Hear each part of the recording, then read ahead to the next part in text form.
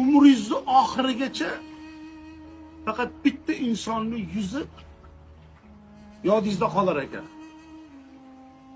Jon chiqar paytingizgacha ham. Onangizning yuzi hech qachon insonning yonidan ko'tarilmas ekan. Ko'zlari, yuzi, ashinlari, qo'llari, ko'ylagi, ro'moli doim yodingizda turar ekan. Hech qachon chiqmas ekan yodingizda. Yana bir narsa. Agar onangizni yo'qotsangiz, bu dunyoda siz uchun chin dildan yig'lab qayg'uradigan yagona insonni yo'qotar ekansiz. Sizga boshqa mehrini, jonini beradigan inson qolmas ekan.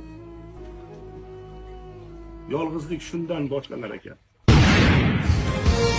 Olamga teng bo'lar lekin, olamga teng bo'lar lekin, olamga teng bo'lar lekin, onamga teng bo'la olmas.